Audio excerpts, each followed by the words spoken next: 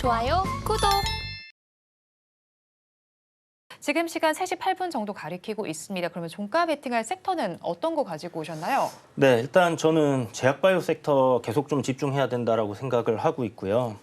그래서 제약바이오 섹터를 준비를 했습니다. 일단 다음 주죠, 4월 5일 날 네. 미국 암학회가 있기 때문에 일정 전까지는 요 기대감은 계속 좀 이어질 가능성은 높다라는 관점에서 접근을 좀 해보면 좋을 것 같고, 오늘 HLB가 파이널 리뷰 관련된 기사가 네. 나오면서 굉장히 등락폭이 컸어요. 급락이 나왔다가 다시 급반등을 하면서 이런 움직임들이 만들어지고는 있는데, 실질적으로 암학회라는 일정이 또 있고, 그 다음에 FDA 승인이라는 일정이 있어서 이 주가 많이 오른 거는 팩트거든요. 네. 어떻게 되는지 여기에 따라서 이제 관련 바이오 종목들의 어떤 등락도 좀 이어질 수도 있는데, 이 부분에 좀 주목하시면서 보시면 좋을 것 같고요. HLB가 신고가 갱신한 이후에 따라갔던 따라갔다고 하기는 그렇죠. 개별적인 어떤 호재들이 있었기 때문에 올랐지만, 알테오젠의 어떤 기술 수출, 그 다음에 레고캠 바이오의 기술 수출 이후에 오리온의 그 자회사로 편입되는 그런 부분들, 그리고 어제 나왔던 뉴스죠. 삼천당 제약 같은 네. 경우에는 바이오시밀러 유럽의 이제 9개국에 이렇게 이제 판매를 하는 그런 이슈들까지 지금 굉장히 좋은 뉴스들이 이 제약바이오 섹터에서 계속 나오고 있다라는 부분에 우리가 주목해 볼 필요가 있을 것 같고요. 신고가를 갱신을 하면서 가는 종목들이 상당히 많이 나오고 있습니다. 그런 부분에서 제약바이오 섹터 내에서 우리가 이제 좀 옥석가리기를 해야 되는 네. 그런 시점이다라는 생각이 드는데요. 일단 암학회 이제 발표를 하는 기업들 같은 경우는 이제 기간이 얼마 안 남았기 때문에 그런 종목들 같은 경우는 단기적인 어떤 모멘텀으로의 상승을 우리가 좀 예측해 볼 수 있을 것 네. 같고, 기존의 어떤 기업 내용들이 굉장히 좋고 파이프라인에서의 어떤 성과가 기대되는 그런 종목들도 우리가 눈여겨봐야 될 것 같습니다. 그런 종목들 같은 경우는 조금 긴 관점으로 보셔도 괜찮을 것 같다는 생각이 들고요. 바이오라는 이 키워드는 네. 사실 국내에서 이제 황우석 박사 이야기 나올 때 정말 크게 많이 올랐던, 꿈과 희망을 먹고 열풍을 일으켰던 그런 네. 섹터인데요. 이제는 그때 이후에 어떤 실적, 어떤 성과 이런 부분이 나오는 그런 시점으로 많이 바뀐 것 같아요. 임상 3상에 대한 기대감이라든지 결과가 이제 만들어지는 네. 종목들을 확인을 하고 주가가 상승을 하는, 그전에는 이제 바이오 사업을 합니다만 해도 올랐었거든요.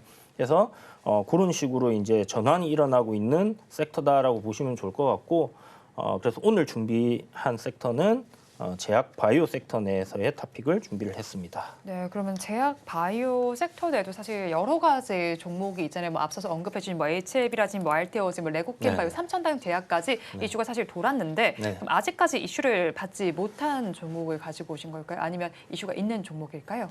조금 여러분들이 편안하게 네. 좀 끌고 가실 수 있는 종목을 준비를 했습니다. 아무래도 제약 바이오 섹터 내에서는 어떤 신약을 개발한다든지 R&D를 하는 데 있어서 돈이 많이 들어가다 보니까 기업들 같은 경우에 이제 실적이 별로 안 좋은 그런 경우들이 많죠. 그런데 오늘 소개해드리는 종목은 JW 중해제약이라는 종목이고요. 이 종목 같은 경우는 이제 수액 같은 거 맞으러 가면 네. 이제 보통 JW 이쪽에서 이제 나오는 많이 경우들이 봤어요. 네. 있죠. 네, 그래서 실질적으로 어떤 그 영업이익을 꾸준히 내고 있고요.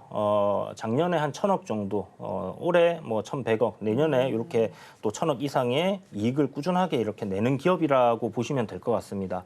현재 이제 시가총액이 8,000억 수준이기 때문에 기업이 내고 있는 영업이익을 대비를 해본다면 퍼가 10이 안 돼요. 그 말인즉슨 굉장히 저평가되어 있는 기업이다라고 볼 수 있는 부분이고, 동사의 어떤 그 사업 내용들을 한번 살펴보면요. 신약 개발을 굉장히 활발하게 하고 있는 그런 네. 기업이거든요. 대표적인 부분이 이제 윈트라고 해서 이게 줄기세포에 어떤 그 스위치들이 있는데 그 스위치를 어떻게 건드렸더니 어떤 반응이 일어나더라라는 부분이 있습니다. 이게 굉장히 포괄적인 부분이라서 사실 이제 엄청나게 오랜 시간 연구가 필요한 부분인데, 이 JW 중해제약이 굉장히 긴 시간 동안 여기에 대한 연구를 해왔고, 그에 따른 성과가 바로 탈모 관련된 부분입니다. 우리가 이제 알고 있는 탈모 같은 경우는 이제 저 같은 경우는 나이가 들면서 머리가 좀 빠지고 있기 때문에 관심이 많은데, 이 머리가 새로 나는 경우는 잘 없어요. 그러니까 네. 빠지는 걸 덜하게 해준다든지 이런 부분인데, 이 중해제약이 가지고 있는 기술 같은 경우는 머리가 난다라는 거죠. 그래서 이 부분이 굉장히 좀 부각이 크게 됐던 부분이 있는데 이게 2022년도에 기술 수출을 위해서 좀 준비를 오래 해왔고요. 보통 바이오 기업들 같은 경우는 이제 애로를 위해서 기술 수출 준비를 하게 되면 한 2년 정도의 그 기간이 걸립니다. 이제 그 기술을 가져가는 입장에서 검증 기간이 굉장히 오래 걸린다라는 거죠. 그래서 올해가 2024년이기 때문에 올해 이와 관련된 성과가 좀 나올 가능성 상당히 높다라고 보시면 좋을 것 같고 AI를 활용한 신약을 개발하겠다는 얘기를 했습니다. 플랫폼이 이제 주얼리랑 그다음에 클로버 어떻게 보면 이제 그 아이돌 그룹 이름 같은 그런 플랫폼인데요. 이 두 플랫폼을 활용해서 이제 항암 면역 치료제, 그다음에 재생의학 이런 쪽으로의 신약 후보군들을 계속 발굴해 낸다라고 하니까 미래 성장성까지 좀 겸비를 했다 이렇게 보시면 좋을 것 같고요. 그런 관점에서 꾸준하게 이제 R&D를 지속할 수 있는 지속 가능한 어떤 그 뭐 성장 구조를 갖춘 실적을 잘 내고 저평가되어 있는 기업이다라고 보시면 좋을 것 같고 뭐 매수가는 당연히 이제 종가로 접근을 하시면 될 것 같고요. 네. 목표가는 한 45,000원 정도, 손절가 31,700원 이탈하면 추세 이탈이기 때문에 좀 대응을 하시는 게 필요하지 않겠나 이렇게 생각합니다. 네, 섹터의 강세가 지속되는 가운데 개별적인 모멘텀도 있습니다. JW 중에 제약을 종가 베팅할 종목으로 잡아주셨고요. 목표 주가가 45,000원, 손절 라인 31,700원입니다. 이어서 피비님의 종가 베팅 섹터 알아보겠습니다. 어떤 섹터 가지고 오셨을까요? 네, 저는 신규 상장이라고 하는 섹터를 한번 잡아봤습니다. 그도 그럴 것이 오늘 엔젤 로보틱스 네. 사실상 너무 이슈가 많이 됩니다. 그리고 주가도 이를 반영을 하듯이 크게 움직이기 때문에 우리가 신규 상장된 기업들의 주가 그리고 여기에 대한 대응까지 한번 살펴보면 좋지 않을까 그런 생각이 꽤나 많이 들었습니다. 우리나라는 전통적으로 직접 금융이 상대적으로 약합니다. 여기서 말하는 직접 금융이라고 하는 것은 주식이라든지 채권을 발행을 기반으로 기업이 자금 조달하는 것을 의미하는데 전통적으로 이 부분이 약합니다. 반면 간접 금융이라고 할 수 있는 은행을 기반으로 하고 있는 대출을 기반으로 사업을 영위하는 경우가 많습니다. 장단점이 있습니다. 장점은 직접 금융의 경우 훨씬 더 많은 대규모 자금을 조달할 수 있다는 장점이 있고요.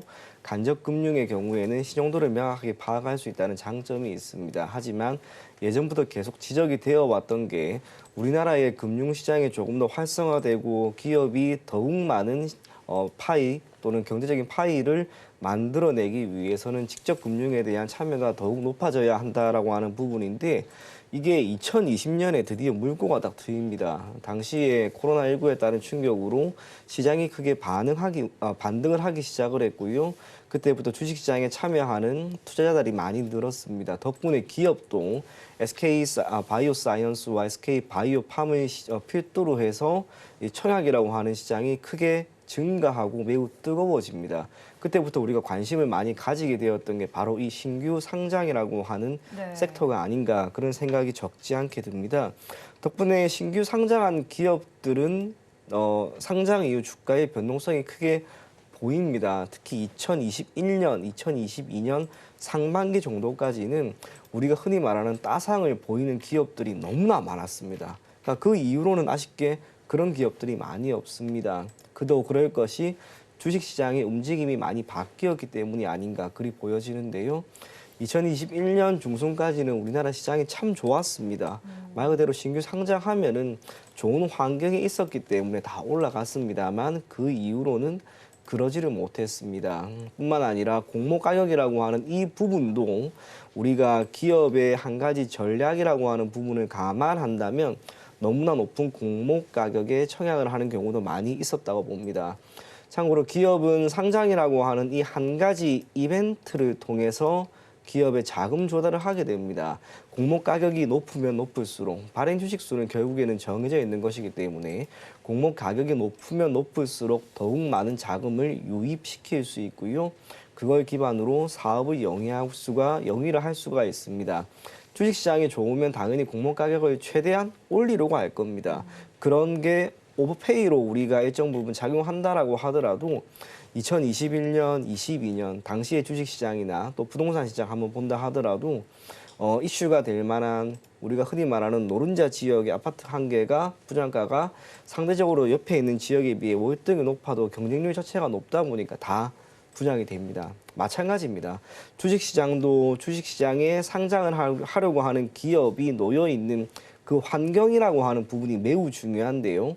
시장 자체가 좋을 때 상장을 한다면 더욱 많은 자금을 기업이 조달할 수가 있습니다. 그래서 공모 가격을 올립니다. 네. 그런데 시장이 소폭 조정이 나왔음에도 불구하고 공모 가격을 지금 계속해서 올리려고 하는 움직임이 꾸준히 나타나고 있습니다. 이유는 다른 게 아닙니다.